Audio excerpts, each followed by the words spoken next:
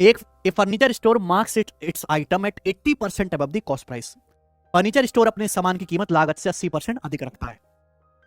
If a customer receive an additional loyalty discount of 250 रुपए, customer को 250 रुपए का एडिशनल लॉयल्टी डिस्काउंट मिलता है और स्टोर जो है कॉस्ट प्राइस पे 12% का प्रॉफिट कमाता है।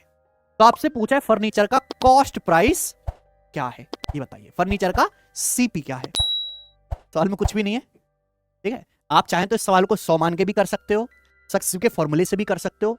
हर चीज यहां पे आपसे क्या पूछा है, लागत मूल्य पूछा है, ठीक है भाई, ध्यान सुनिएगा। एक फर्नीचर स्टोर लागत मूल्य से 80% अधिक पर अंकित करता है, यानी कि 80% क्या किया, मार्कअप, ठीक है भाई।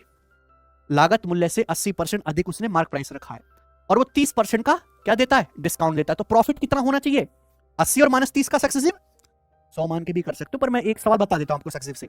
80% मार्कअप किया, उसके बाद अंकित मूल्य पे 30% का डिस्काउंट दिया, तो प्रॉफिट कितना होगा, 80 और -30 का सक्सेसिव, 80 - 30 - 80 × 30/100, ये आ जाएगा। कोई तकलीफ इसमें?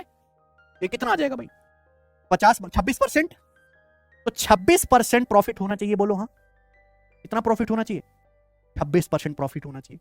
लेकिन हुआ क्या, 30% डिस्काउंट देने के बाद भी रुका नहीं है वो, उसने ग्राहक को 250 रुपए का एक्स्ट्रा डिस्काउंट और दिया, रॉयल्टी डिस्काउंट दे रहा 250 रुपए का, जिसकी वजह से केवल कितना प्रॉफिट हुआ, 12%।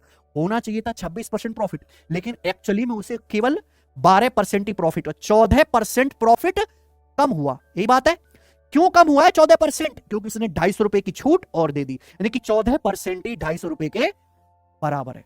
बोलो कोई प्रॉब्लम? तो आपसे क्या पूछा है, लागत मूल्य यानी कि क्रय मूल्य, 100% की वैल्यू आपसे पूछी है, बस इतना सा सवाल है। कोई तकलीफ?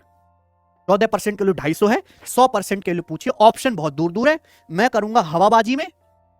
बहुत बढ़िया सचिन, यही सही सोचा। 14 सत्ते 98, यानी कि 7 से थोड़ा सा ज्यादा है, तो 250 का 7 गुना कितना, 1750, यानी कि आंसर 1750 से हल्का सा ज्यादा आए। कौन सा ऑप्शन है, पहला ऑप्शन।